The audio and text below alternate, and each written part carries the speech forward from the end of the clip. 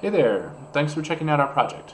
I'm Nick, and I'll be telling you about how Logit-Based losses limit the effectiveness of feature knowledge distillation.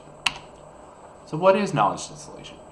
Well, the big idea here is that we'd like to take what a heavy parameter expensive teacher model has learned from a dataset and instill that into an easier to work with student model.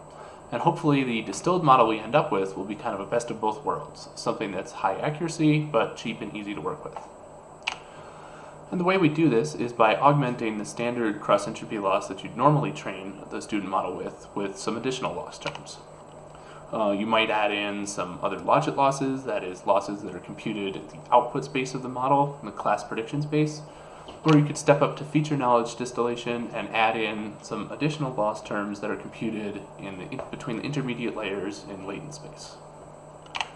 Okay, so what's the problem with these logit losses? Well, they're computed in very low dimensional space, much lower dimensional space than the feature losses are. And this leads to our intuition behind this project that these feature losses should be able to transfer more information to the student, and these logit losses are holding them back in some way.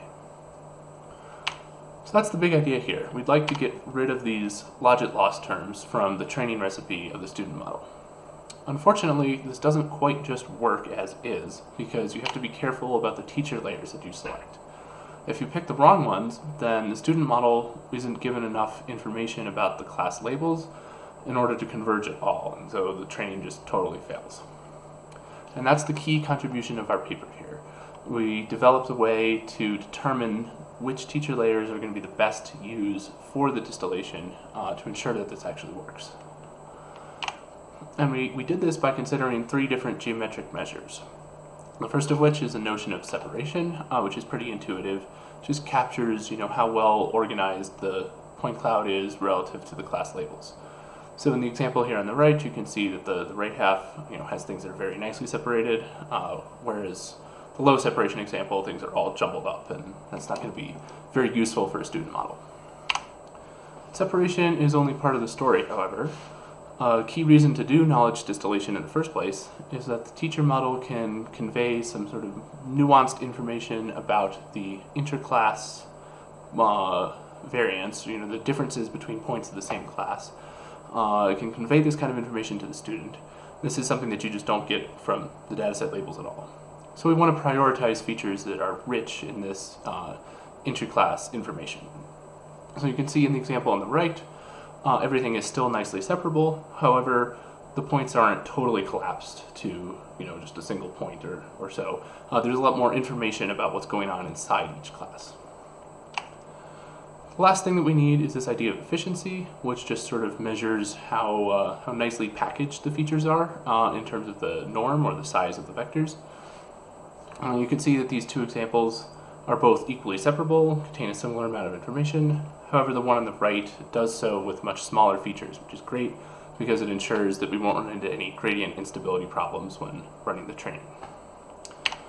Cool, so that's all we need. We combine these three measures into a knowledge quality metric, which we can then use to select the best teacher layers for the distillation. We do this, and then we can get rid of all the logit losses from the student backbone. And the main results are shown over here. There's a nice benefit to taking this kind of approach. Our method here is shown in orange against various baselines, and overall there's a nice boost in the generalization ability of the distilled model. Digging a little deeper though, we analyzed how layer selection interacts with the loss recipe. And there are a couple interesting things here. To start, there are plenty of examples where if you choose the wrong teacher layers, then taking the logit losses out just totally screws everything up and the student isn't able to learn at all. These cases, the student barely made it past a random chance. However, once you start adding in some logit losses, not only do you limit the overall performance, but you make it so that the layer selection doesn't really matter that much. You can see in most of these examples here, the difference between the layer selections when the logit losses is present is within error of each other. There's really no significant difference there. So that's the key takeaway that I'd like to leave you with here, that the logit losses act as training wheels for the distillation process. It can safeguard against bad teacher layers, but ultimately they're going to limit the overall effectiveness of the distillation. Thank you very much for watching.